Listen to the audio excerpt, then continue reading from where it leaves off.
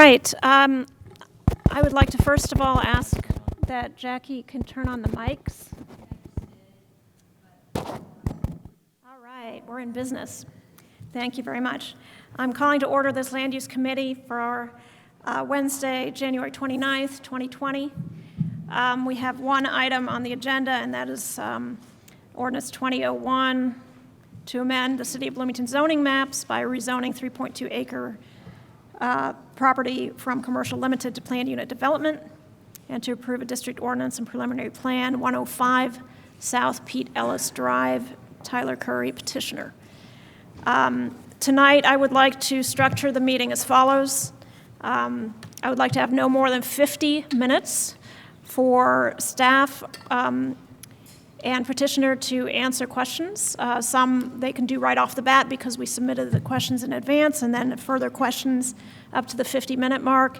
And then we would go to the public for a maximum of 30 minutes, maybe less, depending on how many members of the public would like to speak. Then we would have 20 minutes of follow-up questions from committee members and 10 minutes of comment at the end. So that's an hour and 50 minutes, so that's giving us a little bit of leeway if we need it at the end. But I'm here to respect everybody's time, so let's get started. Ms. Jackie Scanlon is here from Planning and Transportation, and I think she has some presentation of some responses to questions from last time and since our last meeting. I do. I'm not quite sure why you can't see my screen right this moment, so just a second on that. We are looking at the Tyler Curry PUD again. Just a sec, sorry.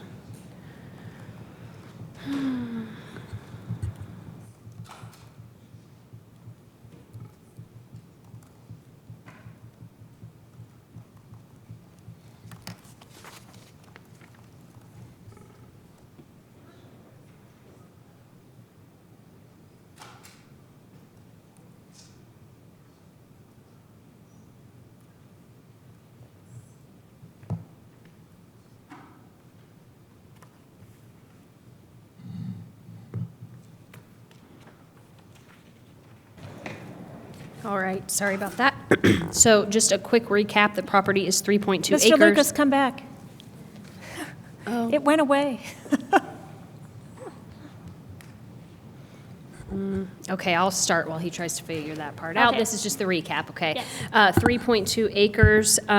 The request before council is a PUD district ordinance rezone and preliminary plan from CL Commercial Limited to planned unit development, and that would require a waiver of the 5 acre minimum for PUDs. The property, this is on the east side of town, bordered by 7th Street, Longview, and Pete Ellis.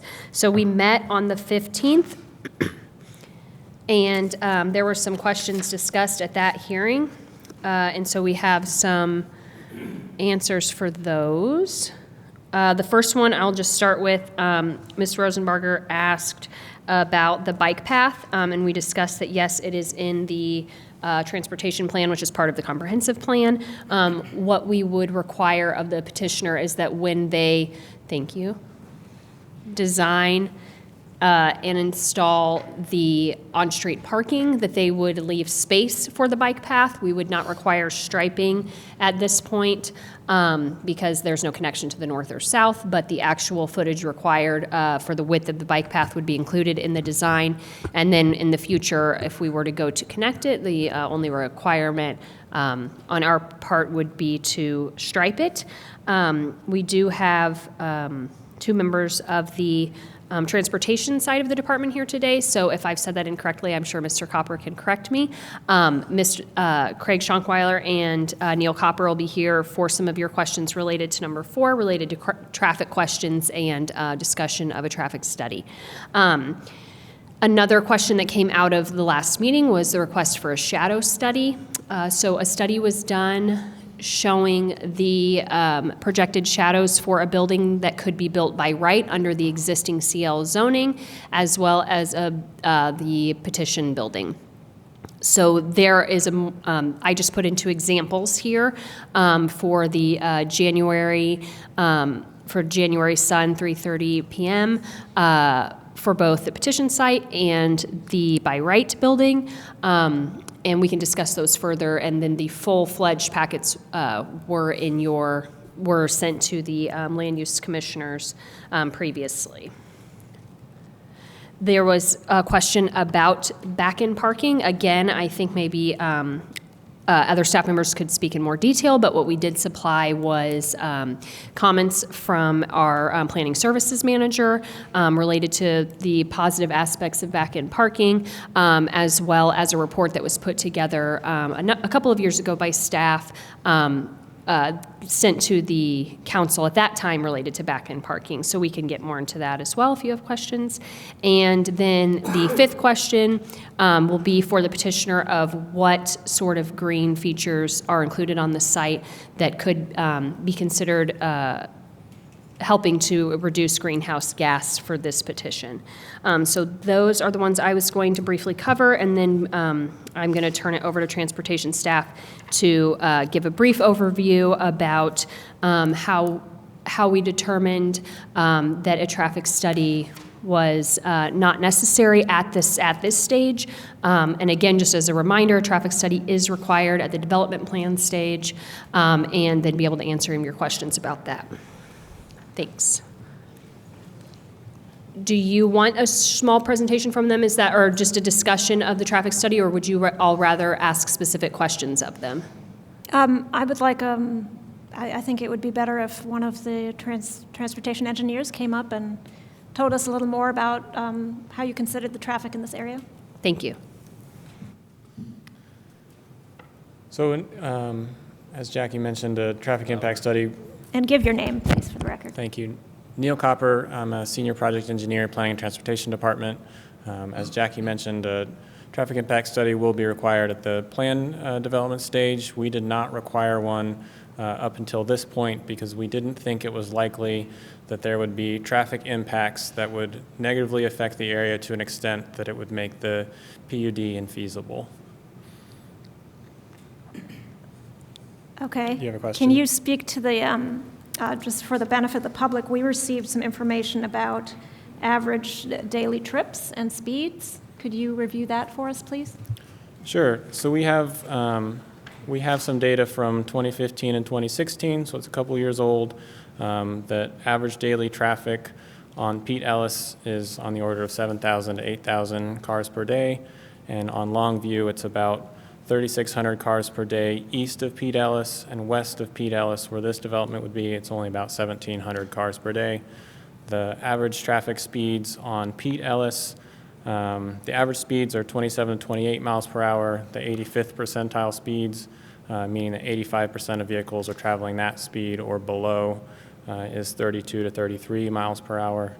The average speeds on Longview are 23 to 24 miles per hour, and the 85th percentile speeds on Longview are about 28 miles per hour.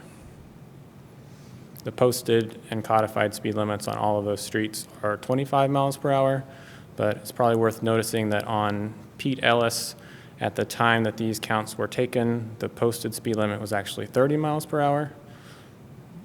That did not reflect code at the time, so it's been since changed to say 25 miles per hour. That's not to say that that would actually have an impact on the speed people are driving, but just so that you have that information. All right, questions for Mr. Copper? Yes, Mr. Boland. Was this traffic study done? When were these counts done, I mean? The counts were done, and some of them were late 2015, some of them were 2016. And these are 24-hour counts over the 24 hours? They're typically at least 24 hours. Thank you. And I'll just jump in here with a question. Can you talk a little bit about the criteria for a traffic light and how that criteria compares with what traffic we see at this intersection? Yeah, so there's a number of different signal warrants that could warrant a traffic signal. The most common warrants are more related to traffic volumes, and it includes both the volumes on the major street, which would be Pete Ellis here, and the minor street, which is Longview. Typically, it's the higher volume of the minor street approaches that controls whether or not a traffic signal will be warranted. So currently, the east side of the intersection is higher volume than the west side of the intersection. If the development generates enough traffic that the west side of the intersection, the traffic volumes increase not only to be higher than the east side, but high enough to meet the thresholds in the traffic signal warrants, that's when we would start talking about a traffic signal. We don't know for sure whether those warrants will be met or not.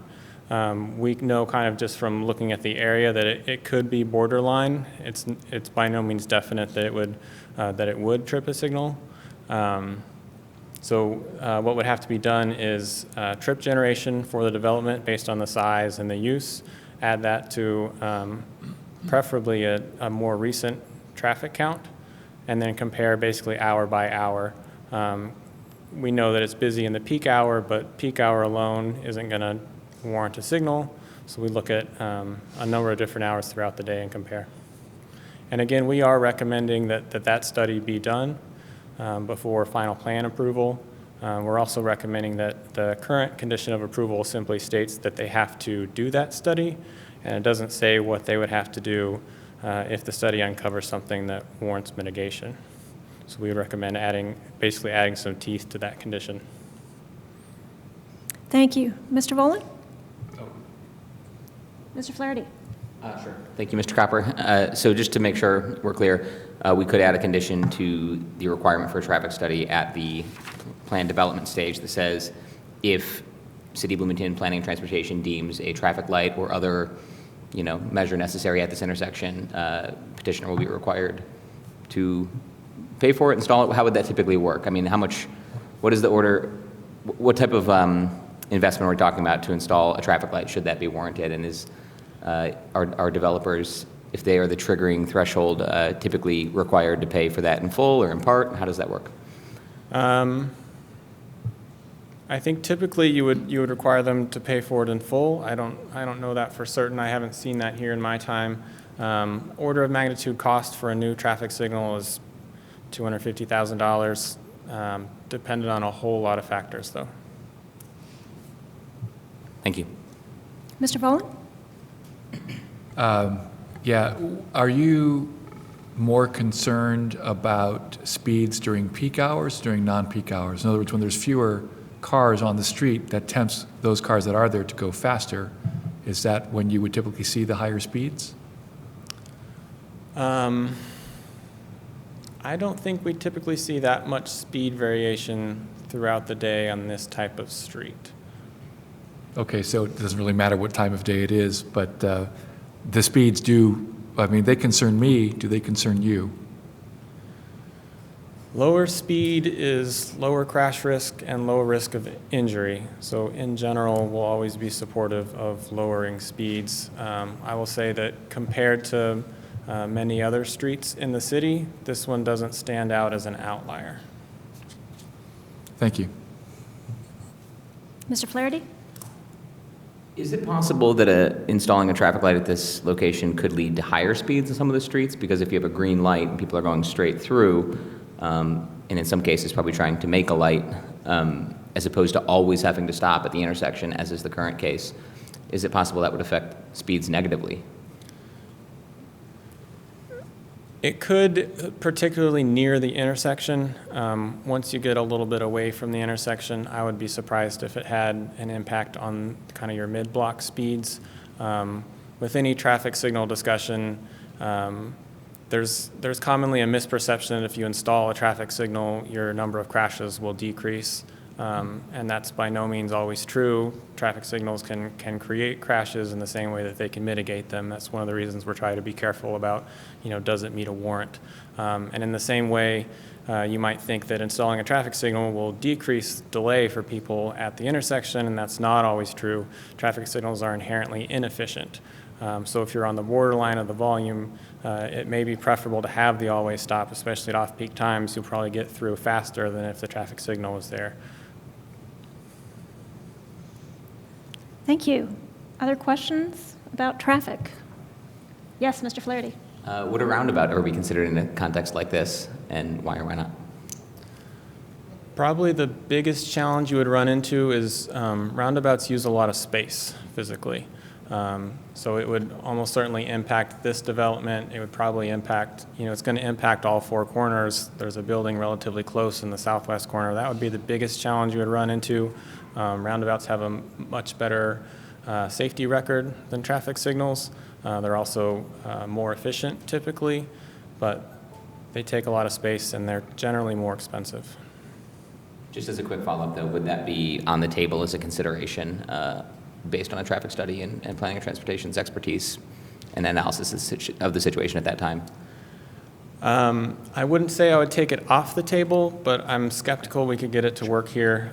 Just one more consideration with roundabouts is because they use so much space, they're sometimes not desirable in a more urban context because you're pushing everything out in a way and it's not as pedestrian friendly.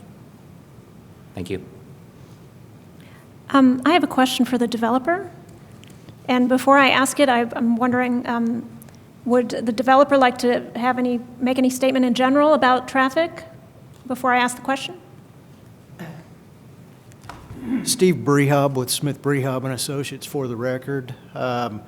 One thing I'd like to add to the comments that Neil had was we've also seen that typically on-street parking reduces speeds because as people come into the area, there's more activity. It's not just people going the same direction or the opposite direction they are, but turning and pulling in and out. So that's been our experience is that on-street parking is a good way to reduce speed.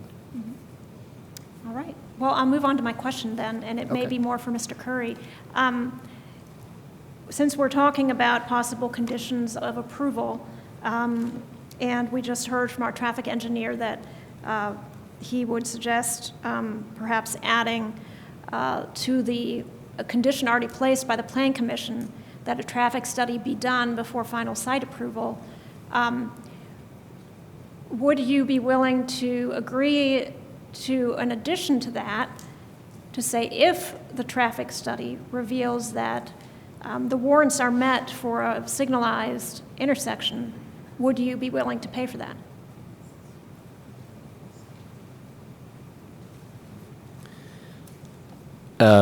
Tyler Curry, developer for the record. Ask me your question one more time, please, the end of your question. So the Plan Commission already established that before final site plan approval, there should be a traffic study. So if that traffic study reveals that this intersection is expected with the new development to meet the warrants for a traffic light, a signal, would you be willing to pay for that? I don't think that we're going to need it, and I'm not prepared to say in this meeting whether I would agree to pay for it or not in this meeting. Okay. Is that fair? That's fair. Okay. Thank you. You're welcome. All right. If there are no other questions about traffic, I'd like to ask Ms. Scanlon to go back to the slide. There we go. I'm very interested in number 5, the greenhouse gas emission reductions. Is that something that the developer can speak more to?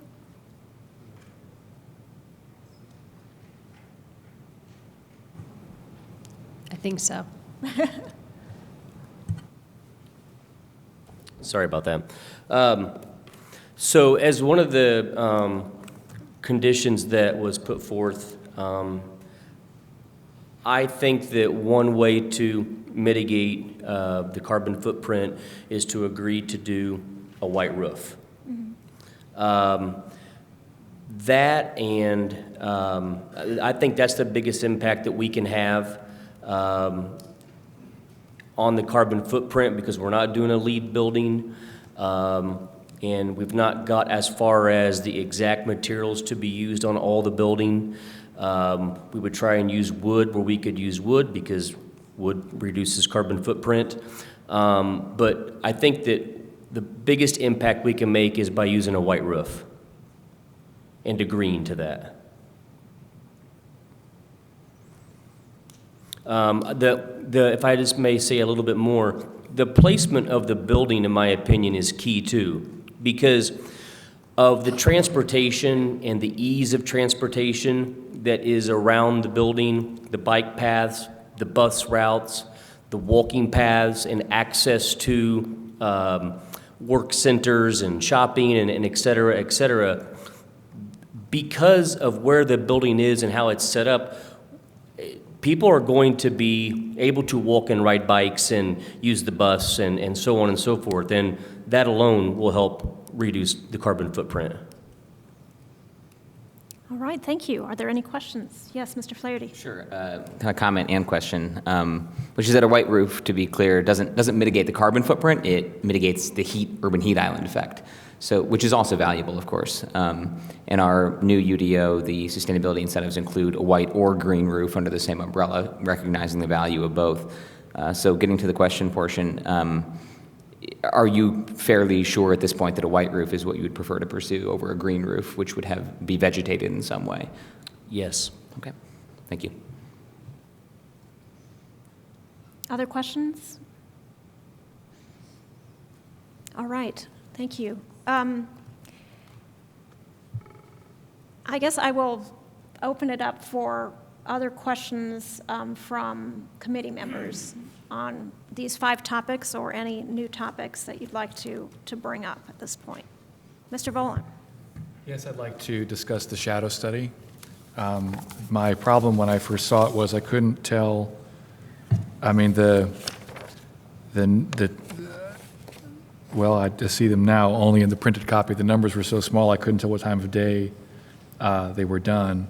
But I would like to hear some comment about the points in the year when the shadow is cast over the building nearest to it to the north.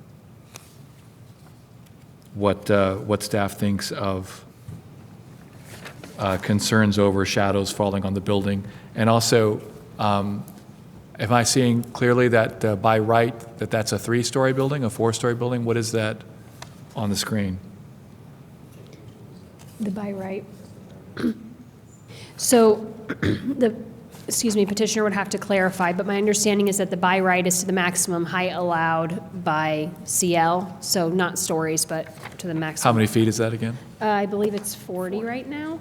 Yeah. Okay, so this represents a 40-foot building. All right. Because, so the setback in CL would be less than what is being proposed by the petitioner at this location. Got it. So though the building is shorter, it is closer to the property line. I think when the shadow study was discussed, the idea was, I think the main question the petitioner was trying to address, and again, he can clarify, is that a by right project here would have the same effect on the property to the north as this petition does related to the shadow concerns. And that based on the different iterations of this design, that they have moved the building back and included and done the design in such a way as to have a similar effect of what a by right building would. And I think that's the main kind of outcome they were hoping to show, or the question they were trying to answer for you all. So just based on what they have included, it does seem that that is what the shadow study shows. Again, I can pull up the full study if need be, but the main impacts to the building to the north would be in the winter months, as is common here. I believe January and December were the most affected, but again, similarly affected to what it would be by right. And am I correct in assuming that the dotted line to the south of the project is Longview? There's a faint dotted line on the south side of the proposed building. Is that? Down here? Yeah, I mean, Yes. it's So very faint. 7th and Longview. That's 7th turns. Okay, so those are the streets. Okay, that's Yep. what I wanted to know. Thank you. Uh-huh. Yes, Mr. Flaherty? Yes, 2 questions related to these renderings. Thank you for getting updated ones to us. And thank you, Ms. Scanlon, for kind of clarifying the purpose of comparing what can be done by right versus the proposal. 2 questions. First is, does this rendering take into account the height of the land on which the structures sit? Specifically, I went out to the site last week, and it seems like the land on which the Cambridge Square apartments sit is actually probably 5 or 6 feet higher than the kind of rear edge, probably close to the setback of where the PUD is. And then the second question related is, this rendering isn't in 3 dimensions, so it just shows the footprint of the southernmost Cambridge Square building. I assume the shadow that's cast is at ground level. So that's a 3-story building, meaning the impact would be different for first, second, and third story units in that building. So this, is it safe to assume, is the impact on the ground level, on the first floor unit specifically? So those 2 questions, kind of the height of the land relatively, and then also a clarification on that second point. Yeah, it's my understanding that the adjacent Cambridge Square building was put into the model at its associated elevation relative to the petition site. And you're correct, that's actually a good comment, that the shadow effect would be different on the second floor, the third floor, and so on and so forth on the adjacent building. And I assume that you have the full study that shows January, February, March, April, May, through the whole entire year. Yes, we do. And one more related question, if it's okay, Go ahead. is, and thank you for answering those, that helps clarify it. The last question is, these are all at 3:30 p.m. for each month of the year. I don't think it would change our understanding of the situation much to see it at different times, but I imagine at noon or in the morning things might be a little different. I'm having a hard time actually imagining if noon would be worse or better in the winter. It's hard, it's unclear to me. The time represented is the worst case scenario Okay. throughout the day. Okay, thank you. So can I just follow up on that, the differing impact, whether you're on the ground floor of the building to the north or on the second floor? So what we see on the study is the ground floor impact, right? Yeah, and this is going to be kind of hard to do, but if you have a building here and a building here, the shadow is obviously coming off of the roof of this building and coming down. Mm-hmm. So maybe it covers different portions of the adjacent building based on this angle, if you will, this leg of the triangle. Mm-hmm. So the impact is severest on the lower levels? On the lower level, yes. Whereas there may not be any impact at all on the second and third level. Are there any other questions on the shadow study before we move to another topic? I wanted to ask about the row of trees just south of Cambridge Square Apartments. Maybe I'll start with Ms. Scanlon. Are these on the subject property, or are they in the property of Cambridge Square Apartments? I think, actually, Mr. Brehab may be able to answer this better, or Mr. Curry, but I believe that some of them at least are on this parcel. And so when I reached out with your question, I know I'm just remembering, I don't remember if I got back to you, that they are planning to keep as many as possible. I'm not sure if they're committing to keep them all because of construction, but they may be able to clarify that here. I sent a real good exhibit.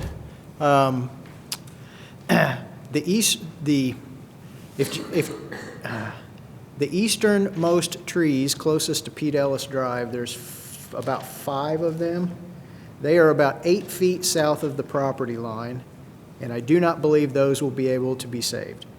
Then the next 2 are on top of the 36-inch corrugated metal pipe, and those probably should not be saved because they'd interfere with drainage and access to that pipe. Then the next 10 or 11 are either on the property, the subject property, by a foot or so, or on the property to the north by a foot or so. They're basically right on the property line. Those next 10, I think if construction permits, they would be able to save. The last 13 are outside of the limits of construction and are up near the amphitheater, and I believe all of those could be saved. Don't quote me exactly on the numbers. That was going from memory, but that's about here we go. Okay. You see the first 3 or 4 there are south of the property line and south of the ditch. So those I don't think could be saved. The next one or two are on the pipe. The next three are well onto the adjacent Cambridge Square property. Then the next 10, which are right on the property line, those are the ones that would be most impacted by the construction. And then the last 10 to 13 are outside of the development area of the site. So I'm certain we could save the last 13. And how many new trees do you plan to plant? What was that? I'm How many sorry. new trees do you intend to plant with this development? I would have to look at the landscape plan to respond to that. Obviously, we have to meet code requirements. I'm looking at the schematic, it's not the detailed plan, but I don't see any replacement trees for those on the eastern end of that north side of the parcel. Is that just because of lack of space, or? Lack of space, there's also some existing utility lines in there. There's an electric transformer and then a phone box and some other things like that with lines that run right along the property line. Those trees, if Jackie can pull up the schematic plan, there's also a sidewalk in that area. So those eastern first few trees, I don't think that we can replace those. Okay, yeah, I have it in front of me as well.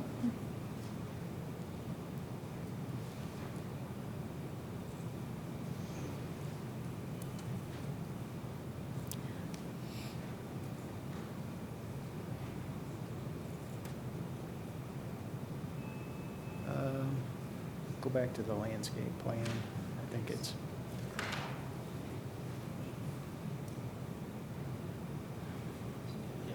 Yeah. You'd have to zoom in there, Jackie. I can't see.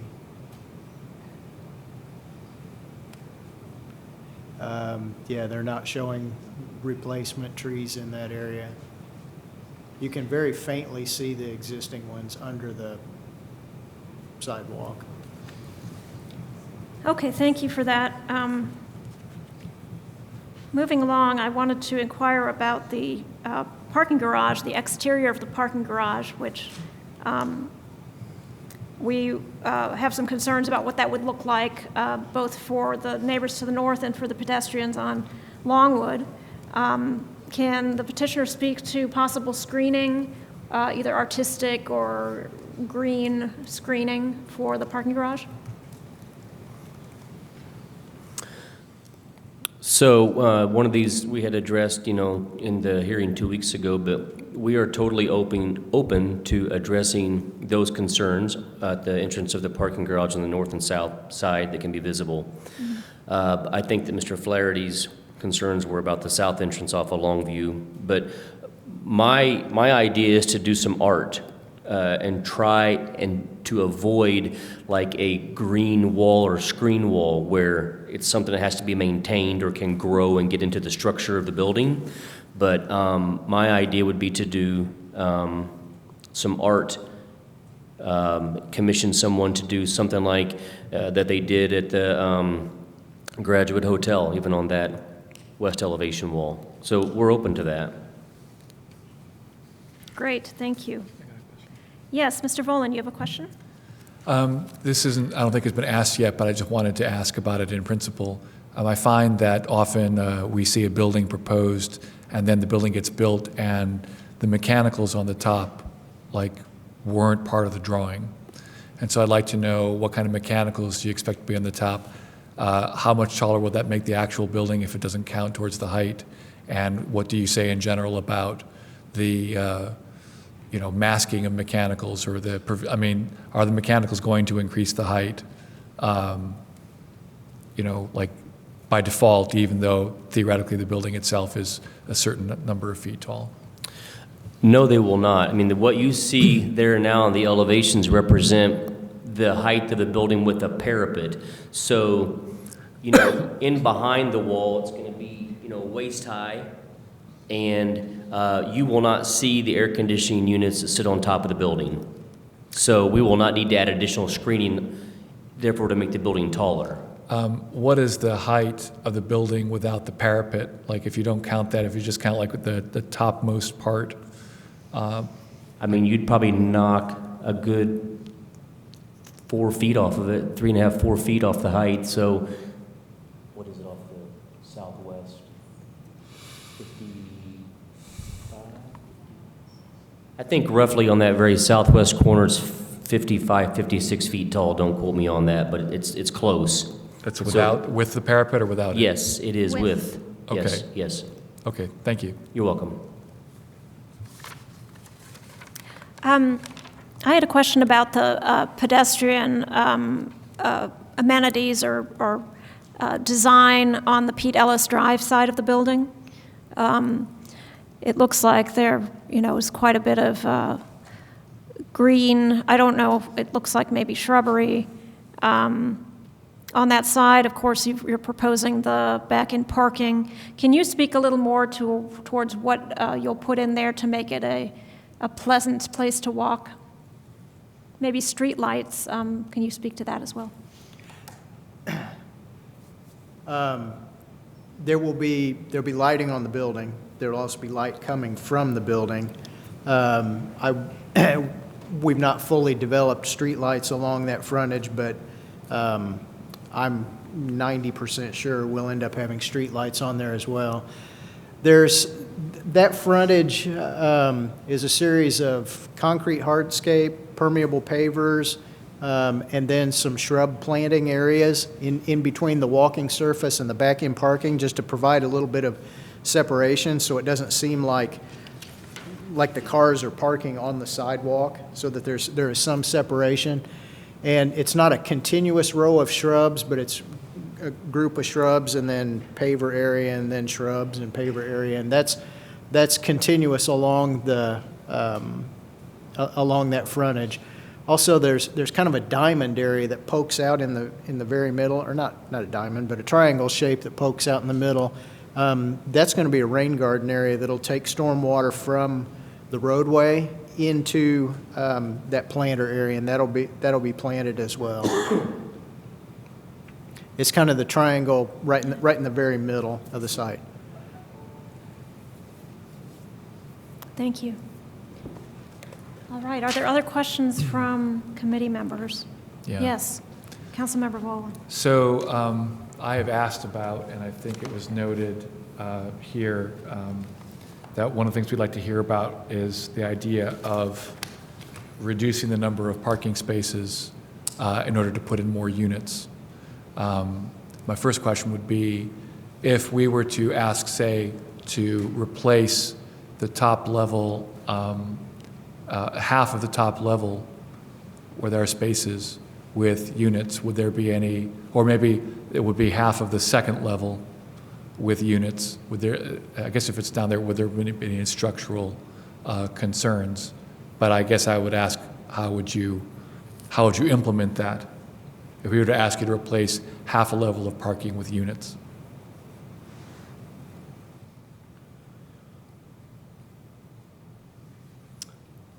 I'm not a structural engineer. I have a pretty good idea, but because the parking garage would be its own separate entity and its own separate foundation structure from the apartment buildings or the apartments units, I think that it would be pretty easy to do.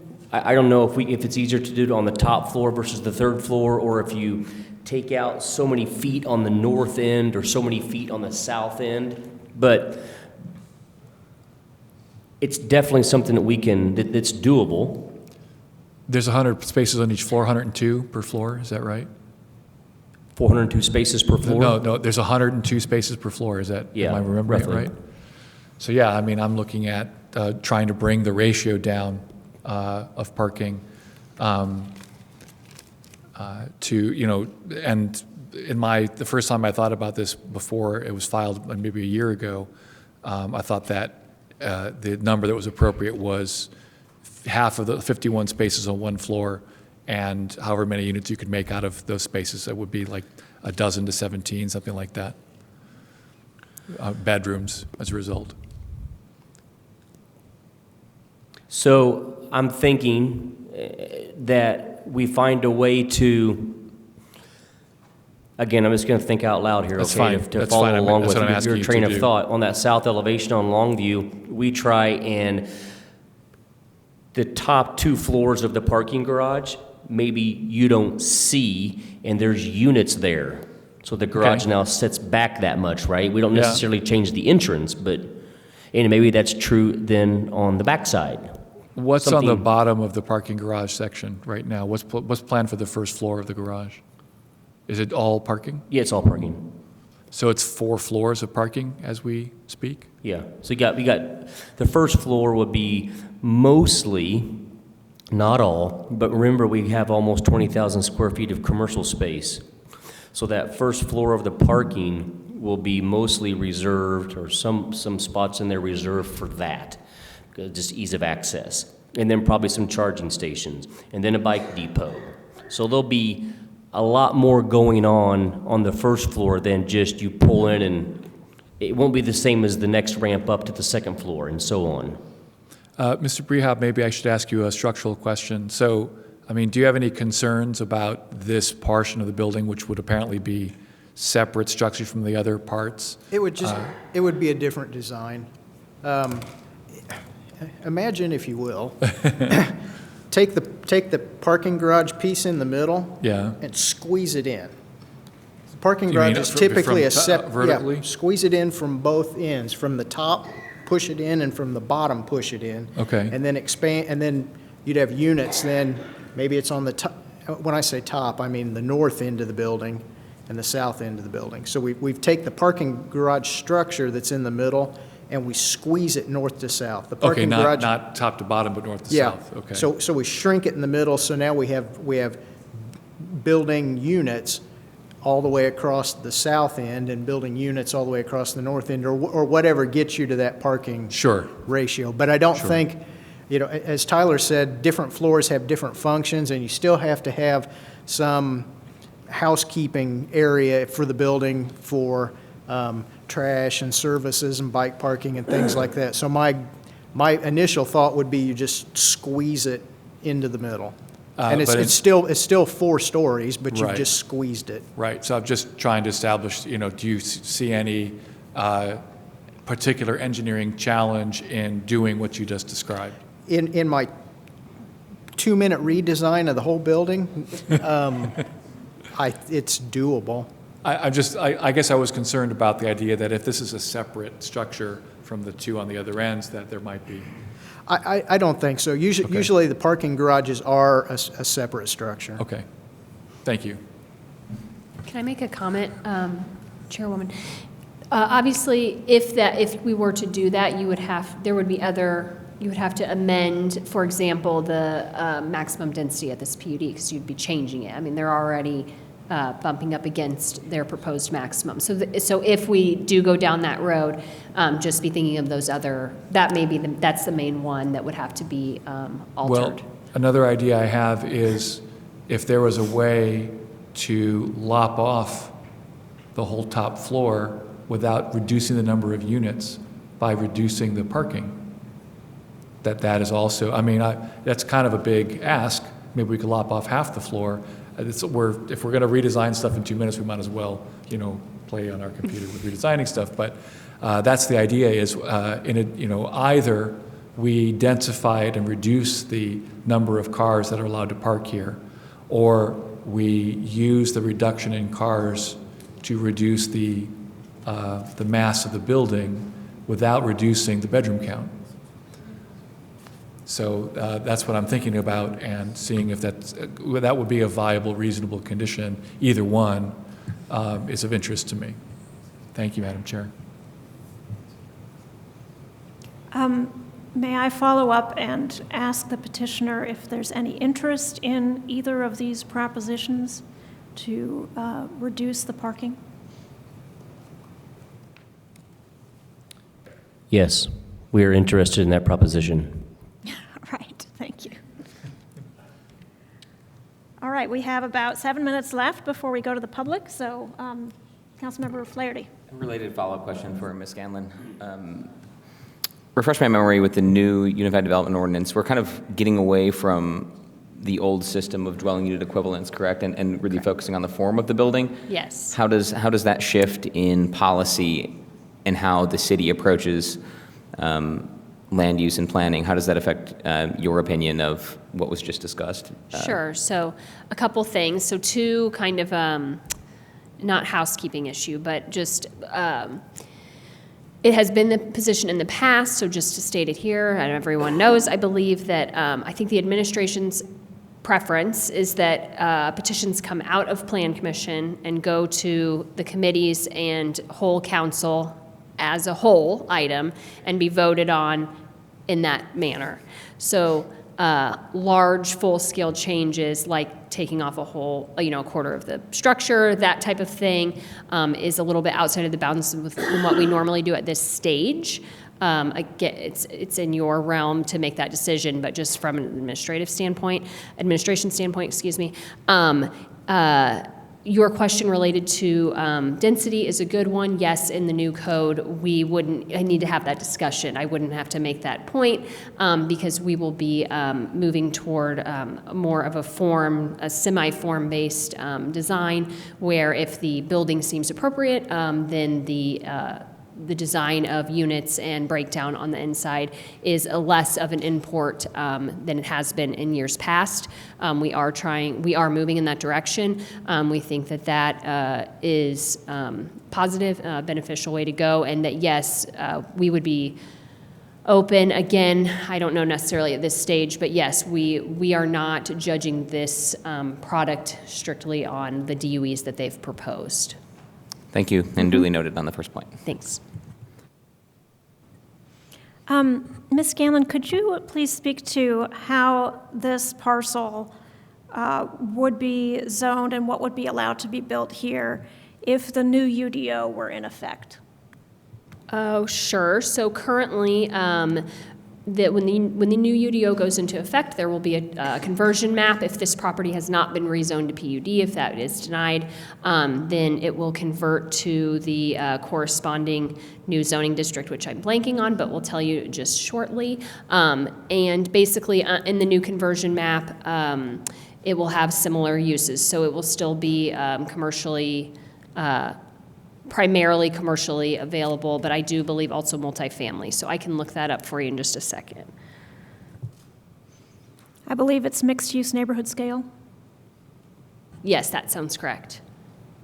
And what are the height and well, we're moving away from density restrictions, but what are the height restrictions on that? Just a sec.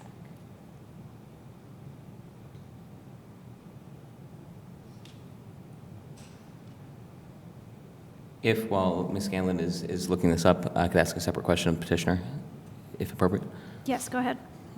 I had a question related to the parking garage again and the mention of electric vehicle charging stations, and specifically whether you have thought about running conduit and wiring throughout the garage, anticipating the possibility that in 15 or 25 years from now, the vast majority of vehicles on the road may well be electric. It's something that progressive cities and states do, called EV-ready, building codes and that sort of thing. I'm not sure what the cost of that looks like. I haven't been able to look into it in much detail myself yet, but wanted to ask your thoughts. I think that's actually a really good question. I don't see, we've not talked about this, so, but I don't see the problem in running the conduit. It's much easier to do that now than just to go back and do it later. But yeah, it's not been an internal discussion, but for me to, propose that be part of the construction process, I don't think is out of the realm. Okay, thank you. I just wanted to put that out there. Excuse Scanlon. me. Oh, sorry. So the allowable height remains 40 feet. However, there are new stipulations in the code that allow for additional height and floors when a property meets certain sustainability or diverse housing goals. So I can look into that. We looked into it briefly, but I don't have the details about how the new code would look at this exact project. I can let you know that for the full hearing. But as you know, this property is meeting the administration goal of 15% on-site workforce housing in perpetuity, 99 years. So I do believe that it would likely tick off the boxes to allow it to actually be taller than 4 stories, but I'll check and clarify what would be allowed. All right, thank you. Yes, Councilmember Volin. Regarding the construction of the project, will there be any need to encroach upon the public right-of-way in order to build on this site? And if so, will there be any road closures? Speaking from experience, I'm going to say yes, especially as the building gets vertical. Offloading of materials, I'm sure there'll be a crane on site, but just offloading of materials as things start to get vertical and supplies start to come in, I can see that we would need to close down part of the street for a period of time. We may elect then to maybe say, okay, well then Longview is the best street to do that on, or the extension of 7th Street versus Pete Ellis Drive at 3:30 in the afternoon. Well, when you have to say close either Longview or Pete Ellis, can you force your contractor to to put up concrete barriers to create a sidewalk if they close the sidewalk? Absolutely, yeah. And I think that might even be part of a building code for pedestrian safety. I would like to think that it is, No. but, I'm not sure of that, so I'd like there to be a commitment. But Okay. yes, we can enforce that. Thank you. You're welcome. Sorry, related to that question. Yes, please. So work in the right-of-way is approved by the Board of Public Works. When the petitioner comes to get a building permit, that is also reviewed by Planning and Transportation staff. The walkarounds, as you described, the MOTs, that's all done, reviewed before the building permit is released, and then inspected periodically to make sure that it meets whatever Board of Public Works approves, and So they what- decide what is appropriate. If on the course of inspection, planning and transportation staff find that the sidewalk is not open, that's being violated, what is the remedy and how quickly can it be remedied? Well, I mean, I think it depends on the situation, but I mean, I've definitely seen a call, an immediate call saying this needs to be fixed. I'll be out later this afternoon.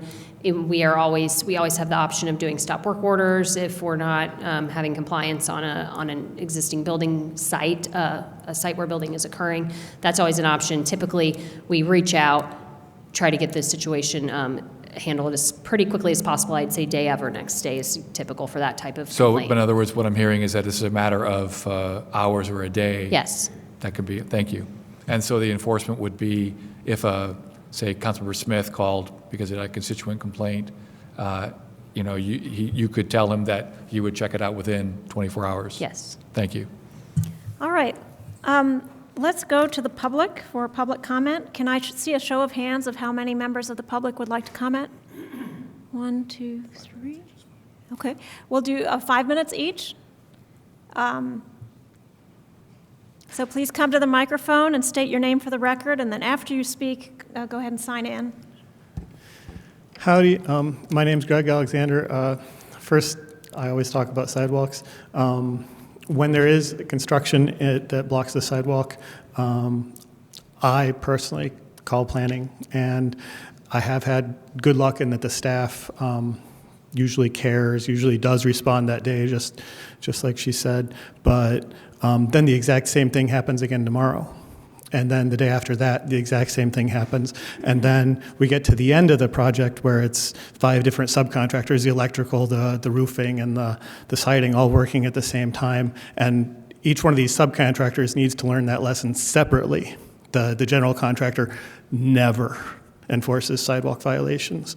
And as a result, it turns into 10 or 20 violations, literally 10 or 20 violations. And if it's on my daily route, I will personally call 10 or 20 times to planning, and they do respond within a day. But it doesn't do any good if it's 20 days out of a, how long are they expecting to build this project? We're looking at like at least 10% of the time the sidewalk's blocked. And every time the sidewalk's blocked here, people will be walking in the street. It'll be a pretty dangerous situation. If we had just a single stop work order, they wouldn't repeat it because a stop work order costs the contractor just an enormous amount of money. But they never do. So I think the suggestion that there's any sort of adequate enforcement from the city is blatantly false. And if you don't call every time there's a violation, nothing happens. It'll be closed for months. But anyways, that's not what I wanted to say. If you look at the location, it's kind of a horrible location for walking because of the highway. There's no two ways about that. But the 7th Street Greenway does actually connect to this property. It's pretty amazing. It's about a mile walk, but it'll get you to campus. And that's about the best location for that greenway that you could imagine. But if you go east, away from campus, there are other student-oriented apartment complexes, and I assume students still socialize with people who live next door to them, but there's no sidewalk connecting to the projects just to the east. And that is something you would address if we had a sidewalk budget. And if you look to the south, there's College Mall, huge shopping opportunity. People will be in this building looking out their living room window, and they will see Target. And they'll think, oh, I really could use a new socks. And they'll get in their car and drive a quarter mile to get to Target because they don't want to cross 3rd Street. And it is going to be so hard for you guys to do anything about 3rd Street because it's INDOT and coordination and all this, such a large volume of traffic.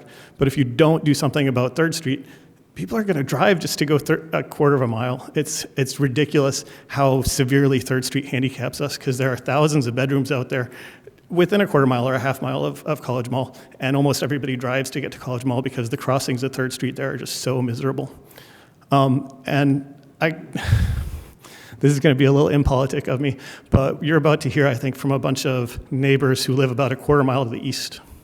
They live mostly on 3rd acre lots, mostly own the homes, and I assume they're going to speak against it.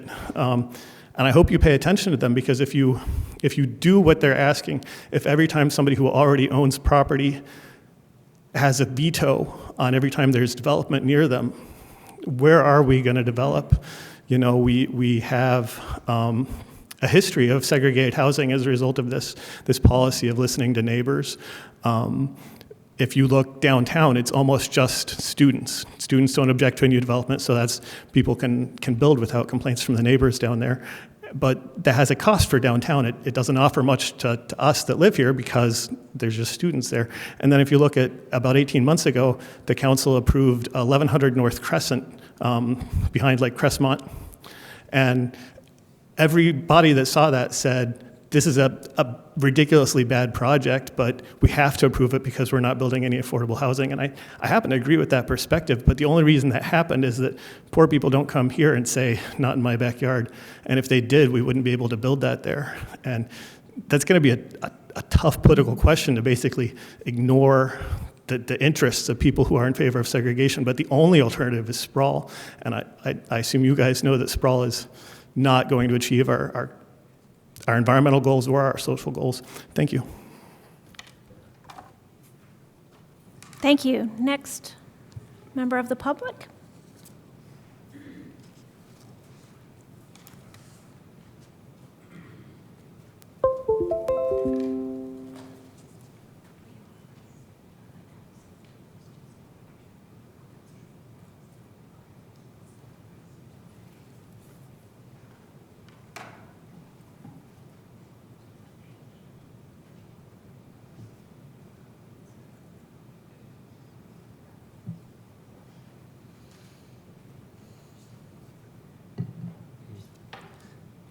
My name is Steve Akers. I'm a Park Ridge Neighborhood Association. Thanks again. We had, I'm here with Connie Glenn again, so Connie's going to speak after me. I'll try and watch my time. Last Friday, the 24th, we had a good meeting with Mr. Tyler Curry at the wonderful Needmore Cafe. And we discussed a number of items in the development and questions that came out of the last meeting. We did have disagreement, as we expect, on a couple of items, and there's some clarification on things. One quick comment about the speaker that just spoke. I'm for myself, I'm not in my backyard. This is going to be built. We're working with the developer to make it happen. I'm all about affordable housing, but at the same time, we want a quality of living. You know, we want the quality of life, you know, paid attention to, but we know that land is going to be developed. So we're not saying no, we just want it developed in the right way that's sustainable and creates affordable housing. The 15%, all of that is wonderful. So I just want to put that on record. The disagreements we had with Tyler were, again, about the number of stories. We're really concerned about that north boundary that faces Cambridge Square. Connie will talk more in detail about the shade study. Very concerned about that. We did propose, and I'm really glad Mr. Vollum picked up on potentially lowering it a bit and adding to that parking garage area. Yay, that's an excellent idea, and I love that Tyler is willing to consider that and look at that, but it does create a big engineering change. Also, we talked about the traffic study, the need for the traffic study, the need potentially for a four-way stop. Our traffic person that spoke, when he said, a couple years ago, 2015, 2016, that's 5 years ago, and I think that was before the cut through to the bypass. So that, if that's true, that traffic study definitely needs to be updated, because with the cut through to the bypass, it's a whole different game. Anyway. There, I said it. Also, the roof. Thinking about the roof, and I love it that Tyler is considering a white roof, but I have to say, what about solar? You know, the solar, even if there were a few panels on that roof for solar in some way in the complex, you could power the charge stations inside the garage. You could power the pumps that come out of the cistern that's going to water the landscaping. You could power the lighting that's going to be in that unit for landscaping, et cetera. So there's all kinds of lead type opportunities there if they considered not a whole bunch of solar array, but some solar that could power some of the infrastructure to lessen the carbon footprint of that structure. So just something to consider, and I know Tyler will consider it. And I'll stop right there. Thank you. Thank you. Was there supposed to be an advancement of those slides, or is No, that? I'll talk about them. Okay. It's fine, but thank you, Just wanted to make Isabel, sure we're for not missing following up. something. So if you want to go ahead to the next one, and I actually am going to talk about a couple of things that are not on here. So the first is just to look at this idea that we mentioned last week, that this is the densest area in the city as far as population already, and it has the most socioeconomic variety. So I think we should look at that as a very strong positive for the area. I'm very proud of it. And I also want us to be sure that we think about affordable housing as purchasable housing, that we need to be looking at townhouses or apartments. Maybe Tyler wants to sell. I don't know. Do you want to sell some of the apartments? But we need some. We're hearing so much from young families or young people in town who cannot find a place to purchase. Am I too close? Is that what? No, okay. no, Okay. So anyway, so I would like to just throw that out, that I hope you can consider affordable housing that is purchasable for that area, as well as these apartments. We know more parts of it will be developed. So I have put together some information, and my husband Jim has also helped, that really shows that shade is cast for 4 months over the building. But for a 40-foot, it's more like 3 months, so much less. And reminding you that I'm very concerned about the underdog on this side of town, about the HUD housing, about the differently abled, about the elderly that are in Cambridge Square, because I do feel they can't speak for themselves very well. You don't see any of them here tonight. And then the trees, which we've been talking about, the developer talked about quite a bit, those are 45-year-old trees.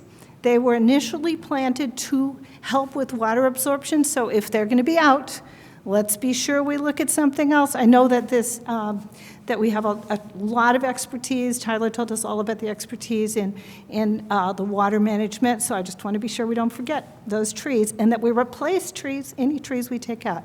All right, next page, please. Lower height, add exercise equipment. We talked about these before. Carefully control the sound. What happens if it's too loud?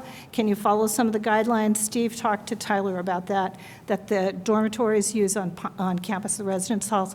What happens if back-in parking doesn't work? Can we have some guarantee that they'll pay for it if it doesn't? Next slide.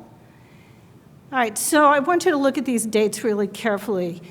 So we used a Google Maps shade study. And it is Google Maps, so I'm going to show you some of it. And I think that we're actually more generous to the developer than I think we thought 15 feet was was farther than it is. And so we've been nicer to the developer in this. But look at the first day of complete shade for 57 feet, October 20th versus the first day of complete shade, November 18th. The last day of full shade being January 23rd. If it's 40 feet, the last day of complete shade, 57 feet. All right, let's just quickly look at these. These are from Google Maps. You can see there is a black box. And the black box, so this is the last day of complete sun, shows that there is sun reaching all the way to the bottom of the building. Next one. So this is a month later, same picture, right? Exactly the same. All right, next one. So here you see full shade. If you can see it, can you move it down just a tiny bit? Okay, that's fine. So you can see the square goes across the top of the building. That means that entire side is in shade, and this is considering a 15-foot setback from the boundary line, but perhaps we erred on the side of giving it a little. Okay. So we actually might have figured it on 17 feet. Yeah, right. All right, and next one, so this is the same thing, same picture, but again, a month later, 11/18th, full shade, keep going. Last day of full shade, whoops, I got to have the date on there, for 57 feet is 2/22. So you can see it, right? Everybody can see that line? Okay, keep going. All right, 1/23, last day of full shade. So there's quite a difference in number of weeks and months, actually, that we have full shade for the residents on the south side of that building. You can go ahead and go on to the next. This is the first day of full sun, and then the last picture will show the same thing, but it's 2:15 instead of 3:12 or whatever it was. So really that, if you can go one more slide, I think I have one more slide there. Okay, the other thing I had was just to go back to the study that he did, but you've already done that. So concerns for the future, overbuilding. I know I mentioned that before, infrastructure, and you actually spoke to that very well about this problem with going to 3rd Street. Thank you so much. Increased volume, the preschool, the walkers, the wheelchairs, the infrastructure that's insufficient, and lack of purchasable housing. Thank you. That's all I have. Thank you. Did you sign in as well? Please don't forget to sign in. I didn't sign in last week either. All right, anybody else from the public would like to make a comment on this petition? If not, we will come back to council members for further questions at this point for the developer or the staff.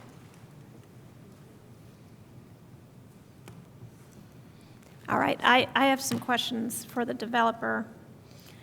But Mr. Flaherty, I saw your hand, so why don't you go first while I find my questions? Thank you to the members of the public for commenting, and in particular, I'm interested in following up on Mr. Akers' suggestion about solar energy, and thinking more specifically in the context of apartment buildings. What's often called the split incentive problem is where the people who own the building would be responsible for installing solar are not the ones paying the utilities. So there's this kind of split incentive where the builder doesn't have much of an incentive to put on solar panels, but you can get around that, of course, by including utilities with rent, either for commercial or residential tenants, but also thinking about common areas in the building as well as energy needs of pumps the garage itself and lighting, as Mr. Akers made note of, are going to be a relatively substantial amount of energy.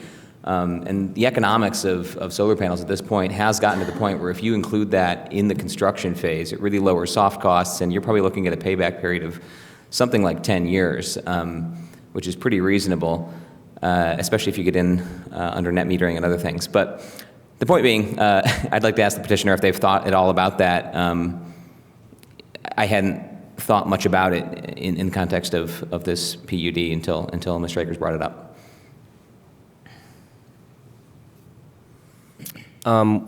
We have thought about it, and I am more than willing to take those ideas into consideration with the design, because I think that they, for the specific reason of using them for the pumps or the charging stations, or, it doesn't have to be the whole complex, right?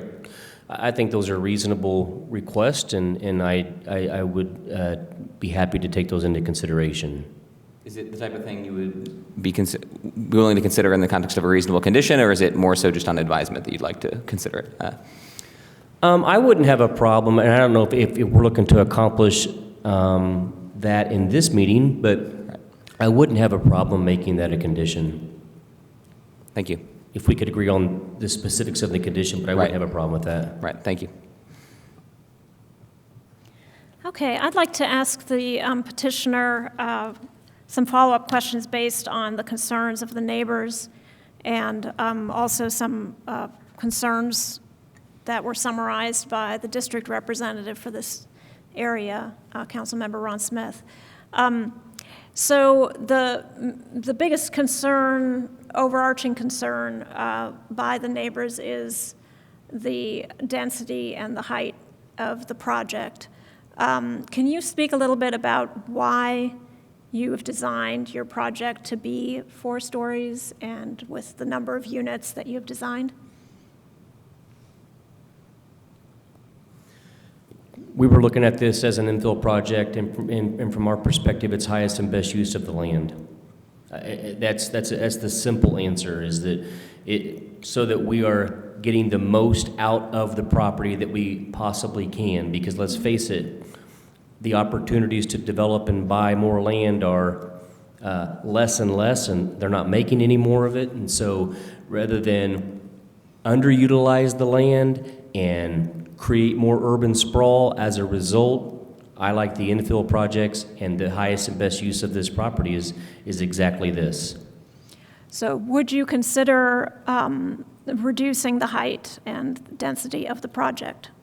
No. Okay. The other question, and I'm not sure who this should be directed to, but I was quite confused by the shade study that was presented by one of the neighbors as opposed to the shade study that was presented by the petitioner. I don't know if staff has had a chance to look at what the neighbor presented, or could maybe offer some clarification here. No, that's first seeing it when you're seeing it as well. My kind of back of the napkin answer would probably be that I would assume that the Google shade study isn't as accurate as the one done with the elevation models that Mr. Curry provided. I don't know that much about the Google shade studies, but we can find out some more information for you. The studies provided by the petitioner, when the comparison was made between what could be built by right versus the current proposal, there didn't seem to be a lot of difference as far as the shade cast. Was that comparing a 40-foot tall building to a 57-foot tall building? Could the petitioner speak to that? Is that? I was surprised that it didn't seem to be much of a difference. It's my understanding it was comparing the 57 or 55-foot tall building and the 40-foot tall building. And it's our plan to have the project architect here at the next meeting who prepared the study and can talk in much greater detail regarding what all input parameters go into the study and go into the model. They can provide much more information than I can. That would be great if that person could be here. Yes, to that's the answer plan, questions. to have them here. Okay, great. Mr. Flaherty, you had another question? Comment really, related to your question, which I think the source of discrepancy is, if I understood the public's presentation accurately, they were looking at the same setback, whereas the study of a by right building is actually a 10-foot setback with a 40-foot structure versus a 15-foot setback with a 55 and 57-foot structure. So that is part of why there isn't much difference, was my understanding. Thank you. That does help explain it. Are there other questions for the petitioner or staff at this point? Yes, Mr. Volin. I just want to confirm the idea that I was exploring before public comment. It seems to me that a creative design that, while not reducing the height of the building, lops off the north half of the top floor but keeps the number of units and beds the same, it just reduces parking. Is that something that is something that the developer would do? Would consider at least. So reduce the parking somewhere to like 0.6, in other words, but there's no loss of units, just of parking. Yeah. So while we're still designing the building here in 2 minutes. Of course. Redesigning the building in 2 minutes. Of course. I mean, if it comes to that and changing the parking ratio, adding units, and it allows us to change the overall height in one of the elevations, we will be open to that. Well, it just seems to me that it's not the whole building that's the problem, it's the north end of the building, the It north is, side of the yeah. building. But also understand the southwest end of the building is the highest. You get the southwest and the west portion of the building are the tallest points in the building. And with our redesign from where we came on the first petition, we've already moved the building back further, and we've eliminated and stepped it back on the 4th floor. So it's changed. Wait. What do you mean by stepped it back on the 4th floor? Step what back from where? Well, do you have that elevation? Yeah, that's news to me. I don't know that we stepped the 4th floor back, but just stepped the building back and eliminated a lot of some of the balconies on the north elevation. He's talking about in the southwest corner of the building. Right. I don't know if you recall, Yeah, the southwest corner was stepped back. I'm sorry about that. I misspoke. in So when you this say area step here. back, you mean that 11 units were removed, and the 4th floor was pushed, that corner was taken off, because the way that the land sits, it's so low there that it read as a 5-story building, because you can see the basement. So it's set back in that corner so that it reads now as a 4-story building. That's where it's tallest, 57 feet. And then there was the second module was also pushed back, and that's where you get that little pocket park. The elevations along the north side, the highest the elevation gets on the north side is 53 feet. So the 57 reads from the southwest corner.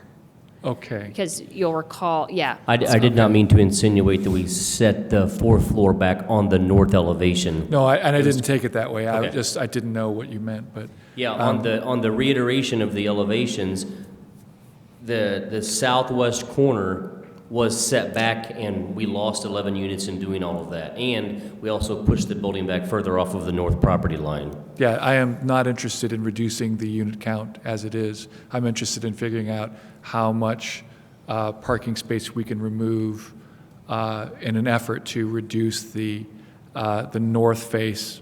Again, like that's what I said. You know, that's all I meant. I don't want to reduce the unit count. I understand. Thank you. All right, any other questions? Okay, we'll move to comments then from committee members. Who would like to start? Councilmember Volin, the most experienced, shall lead. All right. Number of items. Let's see where I can go here. Some of the public comment was interesting to me.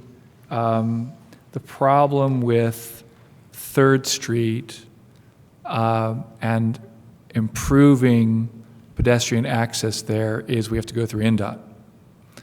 And that's true for 10th Street as well. And of course, INDOT has designs on 10th as well. And INDOT just does not think like a city. INDOT is and thinks like the state. And they, I remember Mayor Cruzan had to twist arms to get them to put side paths on the bypass back in 2010, 2011. And that was the best he could do. So INDOT's always a challenge. Nevertheless, to build something densely here, bringing more population to the area, will increase the demand for pedestrian infrastructure. I do not want to reject or approve a project just because of that. I've been confused by the phrase, I should time myself, shouldn't I? And give myself 5 minutes, sorry. I've been confused by the definition of the term traffic study. If a traffic study just means a traffic count where we put the wires out and count numbers, we can and should do that, and that's something that should be done before it's built, and it's relatively easy to do. I haven't really understood what people meant by a traffic study, but those counts are pretty reliable. They don't change that dramatically. Whatever the number will be interesting, but I want to see that. But we've relied on traffic counts that are much older than 4 or 5 years ago.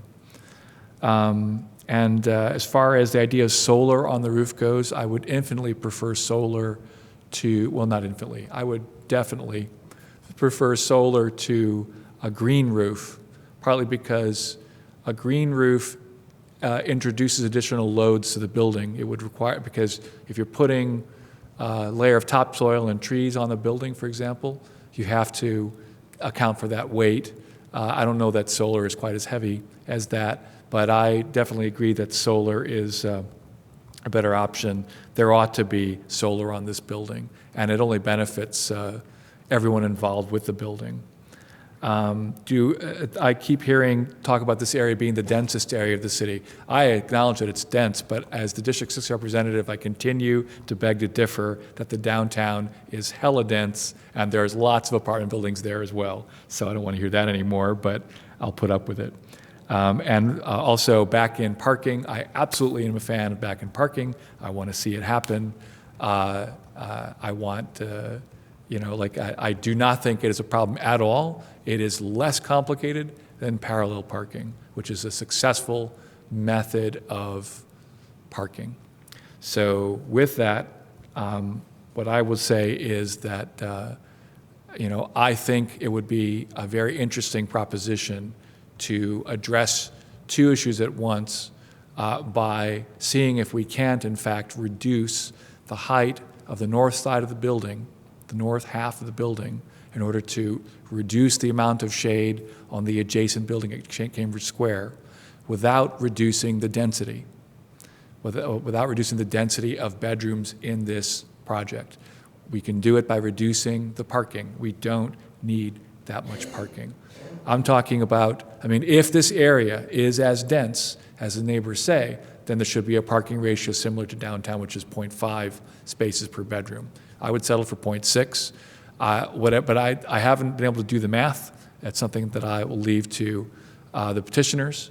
But I think that if you were to lop off the north half of the top floor of the building, that it could also be, while reducing the amount of parking inside the building, it would reduce the shade on the north building. It would also provide an opportunity to build a terrace, a usable top floor for tenants, even as you also have solar panels up there. And so, I just don't see that many downsides to looking into, that redesigned building, acknowledging that the petitioners have already redesigned the building on more than one occasion. I get it. But this seems like a reasonable accommodation. But it's all to say that whether it's neighbors concerned about traffic or the developer concerned about the viability of their properties, I think that people should trust more and believe more in the desire of people to not have to resort to their car if they have a reasonable choice. And I am as confident about a project here as I am almost anywhere else in the city, but particularly on this side of town because it has become relatively dense, that if you don't build it, they will come. So don't build so much parking. Use the reduction in parking to reduce the impact of the building on the neighbor to the north, and it feels like everybody wins. So that's what I'm going to be looking to do. I don't know that we can write a condition like that now, and I even if I could write it, I wouldn't, because I would need to hear from the petitioner, what is the actual feasibility of that idea. But I don't think it's unreasonable, and otherwise those are the things that I'm concerned about most. I do want to see a commitment to keeping sidewalks open or creating sidewalks. I want to make sure that there's a commitment to no mechanicals visible from the parapet, unless, of course, the redesign causes it, and I'd like to see a commitment to solar. Thank you. And I got it in 3 seconds to go. There it is. But you started late. I did. I cheated. All right, thanks, Councilmember Volin. We go to Councilmember Flaherty. Thank you. I wanted to first state that, again, I am sensitive to Ms. Scanlon's comments earlier about not undoing everything at the council stage, and this is, of course, my first PUD hearing as a new council member. It's something I'd like to keep thinking about and revisiting with staff and making sure that we are pursuing processes that are best for everybody. That said, I wanted to mention a few other things the public mentioned, specifically Ms. Glenn's point about affordable housing that has a home ownership opportunity. I think that is really important in our community. It's not something we've seen as part of PUDs we are looking at much yet, because these models seem to be a single property manager for the whole site, and it has to do with economies of scale and the rest. So that's something I'm interested in continuing to look at how, and talking to ESD staff, planning staff, about how we can incentivize and create affordable home ownership opportunities in the community. Regarding impacts, the shade study, density, the height of the building, these types of things, I think the relevant point of comparison is what can be done by right versus what is being asked to be done. We saw that the shade, there's really not much difference in what could be done, even if this didn't even come before us at all as a PUD, if the petitioner just decided to build by right what they could. Also relevant to that consideration is the new UDO and the fact that commercial limited zoning is going away entirely. It doesn't exist in the new UDO. Rather, it's going to become mixed-use neighborhood scale in the conversion map. It's also entirely possible that it could be a new zoning district after the mapping process is done that would be different. So this would allow for mixed use, this MN zoning. It allows for 40 feet of height plus an extra 12 if you meet the affordable housing incentives, which the petitioner does with this petition. So we're really talking about a very similar building that could be built by right without coming to us at all in the very near future. So I think that is relevant in our consideration. It's not a possibility that there's not going to be a development here, and I appreciate Mr. Akers speaking to that point and acknowledging that. The two things I think need to be taken care of before next week, ideally, is a clarification from planning and transportation staff about what we should include in the reasonable condition about a traffic study that will occur at the planned development stage specifically, and the petitioner will need to be involved in this conversation, of course, with staff to determine what can be agreed to on if staff determines a light or some other measure is needed at the intersection, what petitioner would be willing to commit to or not. The second point is I was glad to hear the petitioner is open to putting solar energy on the roof to help power electric vehicle charging stations or common areas or pumps, whatever the case may be. If we can come up with a specific kilowatt figure prior to second reading that we could include, if petitioner is open to that, that would be great. And again, on a life cycle analysis, that will just save the petitioner quite a lot of money. It's like free electricity after 10 or 15 years. So excited about that, and I will end my comment there. Thank you. Thank you. Councilmember Rosenbarger? Thanks. I'm a little sick. So I'll keep my remarks short. I really appreciate everyone here hearing and addressing the concerns of the public and us up here on the committee. I also appreciate Mr. Curry's willingness to consider changes such as solar and fewer parking spots. It's hard to talk like this. In theory, I think this is a very walkable, bikeable area, but in practice, I think that it's not And as Mr. Alexander pointed out, I think 3rd Street is part of that problem. I think reducing parking on this property and increasing bike and ped traffic in the area is a way to at least force the conversation that we need better protections for other modes of transportation on the east side. Because if you look at the walkability score of this area, it's very walkable, right? You can get to jobs, groceries, restaurants, pretty much everything. It just feels a lot different than the downtown. As I discussed on January 15th, I'm also very pleased to see that there is on-site workforce housing here.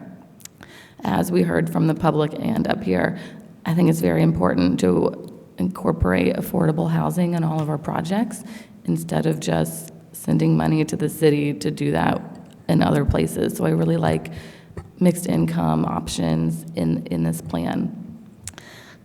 I do think for next week, a big concern will still be traffic, even bigger than it was here.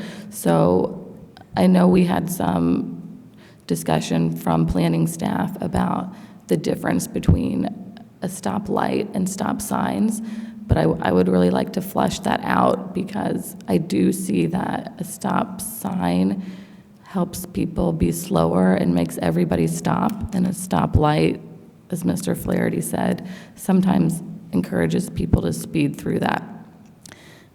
I also think having more pedestrians and bikes around helps people drive slower because drivers are forced to pay attention. And I think that gets lost in the conversation, but I would like it to come up next week. I do think the point that was made that this would pretty much be allowed under the new UDO is important. I know we're in a little bit of a gray area right now, but if someone could come in 4 months and build this, we need to consider that now as well. I'll stop there. Thank you. So I will just summarize what I would like to work on in the next week as possible reasonable conditions to append to this project. I'd like to ensure that there's no amplification of sound from the outdoor amphitheater. I'd like to ensure that the proposed large screen and movie theater in the garage not cause light pollution to the north, and that the speakers, if that's part of the plan, that there be speakers, then that they would be angled to the south and not towards Cambridge Square. I would like to require the roof to be either white or green roof. We have guidelines in our new UDO for that, and we should, I think those would be good to apply to this project. The exterior of the parking garage, I would like to have a requirement that it have an artistic and/or green screening to it, so it contributes to and does not detract from the pedestrian experience and the experience of the neighbors. That's not for me. I would like to have it in writing from the developers that they're going to decouple the cost of parking from the cost of rent. And I would like to see solar, at least for sufficient solar panels to produce lighting for the common areas and the EV stations. So we could work out those details. I think that Mr. Volan has a great idea with reducing the height of the parking garage area in order to benefit and lessen the impact on the neighbors. I am a little concerned at 2-minute redesigns and even 7-day redesigns. I think that's really pushing it. And I also, like Mr. Flaherty, I have some concern about springing large new ideas into the process at this late phase. But I do like the idea, so I think I'll be reflecting upon whether it's best to pursue that or not. So those are my concerns. I appreciate Councilmember Rosenbarger reminding us that this development has a 15% workforce housing between 80 and 120% of area median income component, and I think that's really, no, it's between 100 and 120% AMI. But the calculation is made that those individuals who make those amounts of income would only spend a maximum of 25% of that income, not 30%, on the rents. So I think this is a great contribution, and that it would be on site and be integrated with the other units. I think that is a significant public benefit, so I don't want to lose sight of that either. I think this is an appropriate place for higher density, as it is zoned to allow higher density.